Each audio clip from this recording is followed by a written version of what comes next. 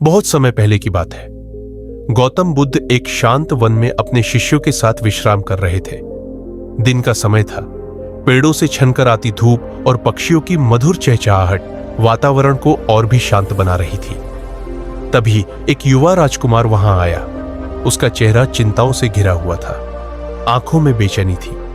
उसने झुककर बुद्ध को प्रणाम किया और कहा, भगवान, मैंने सब कुछ पाया है, धन, सत्ता, सेना, भोग, फिर भी मैं भीतर से अशांत हूं।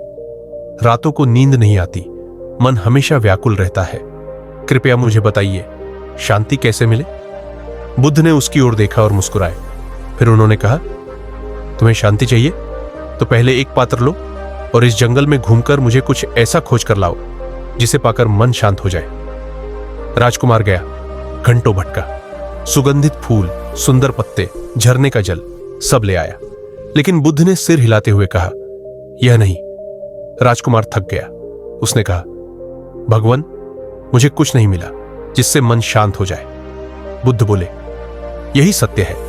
मन की शांति कहीं बाहर नहीं मिलती, वह तो भीतर होती है, लेकिन हम हमेशा उसे बाहर खोजते हैं। बुद्ध ने फिर उसे एक छोटी सी बात बताई।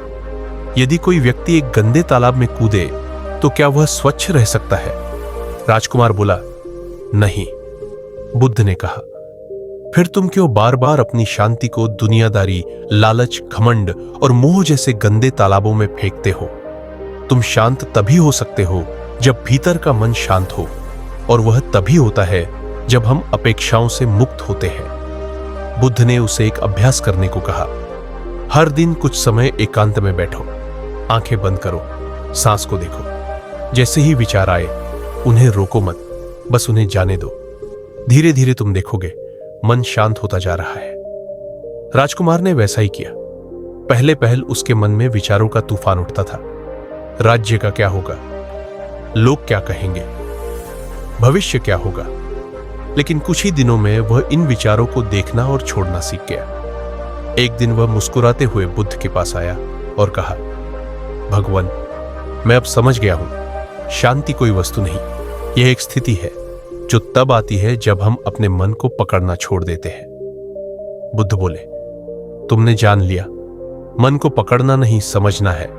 और जिस दिन तुम मन को समझ लोगे, उस दिन संसार की कोई बात तुम्हें विचलित नहीं कर सकती। इसके बाद वह राजकुमार त्यागी नहीं बना, लेकिन एक संतुलित राजा बना, जिसने राज्य चलाया, युद्ध भी लड़े, पर भीतर से सदा शांत रहा। बुद्ध ने कहा था, जो व्यक्ति युद्ध के बीच भी शांत है, वही सच्चा विजेता है। कहानी का सार, मन की शांति बाहर किसी वस्तु, व्यक्ति या परिस्थिति से नहीं मिलती।